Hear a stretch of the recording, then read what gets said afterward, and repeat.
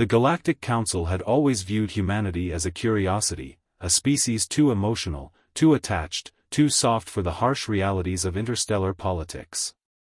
When the humans first joined the Council 3 decades prior, the elder races had smiled patronizingly at their idealism, their talk of rights and dignity, their insistence on protecting the innocent. The Kryn Dominion made a fatal miscalculation when they decided to test that softness. Ambassador Chen sat perfectly still in the council chambers, her hands folded on the obsidian table. Around her, representatives from 40 species murmured nervously.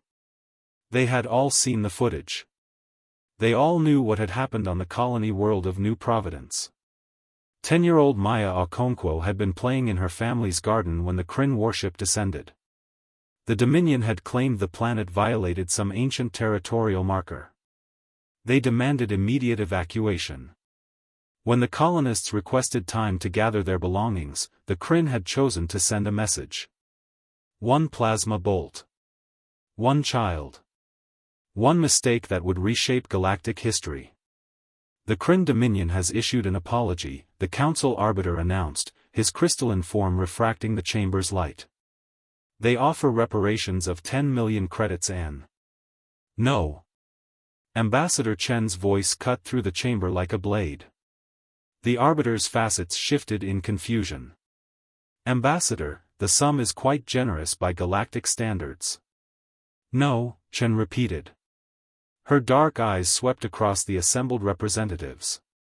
You don't understand what you've done. None of you do. The Kryn ambassador, a towering insectoid creature named Zaktar, clicked his mandibles dismissively. The human speaks from grief.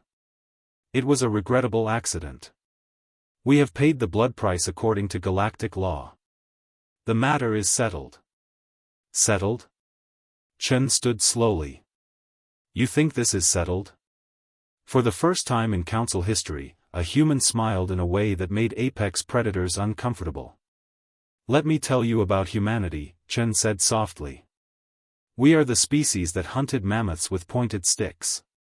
We are the species that crossed oceans in wooden boats because we wondered what was on the other side.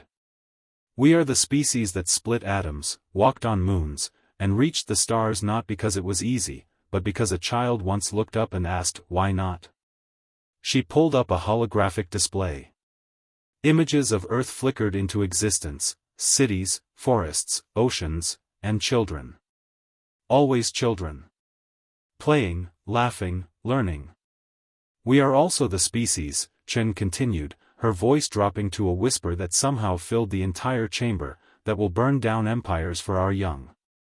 Zaktar laughed, a chittering sound. You threaten the Dominion? Humanity has 12 worlds. We have thousands.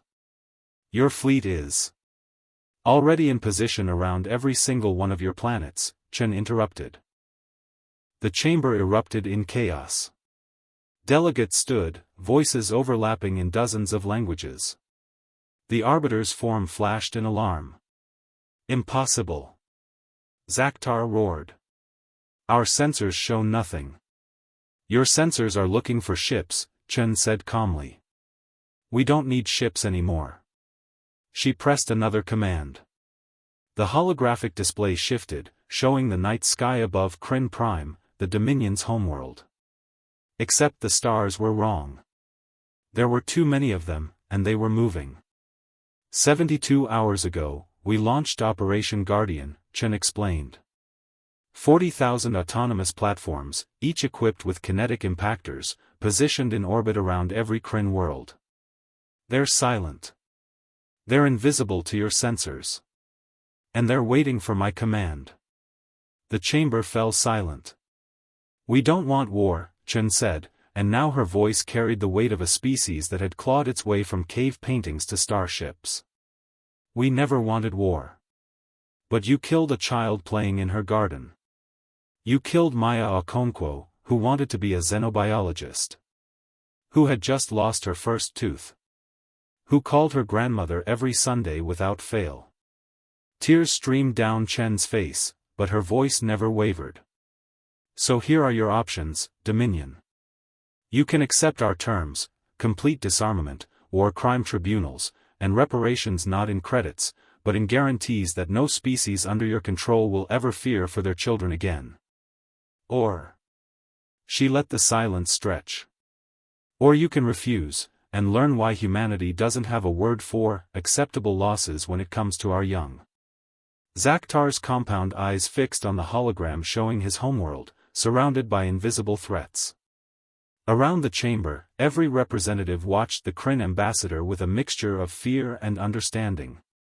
They had always thought humans were soft because they loved their children. They finally understood, humans were terrifying because they loved their children. Zakhtar's mandibles trembled. "We accept your terms." Ambassador Chen nodded once, then sent the recall signal.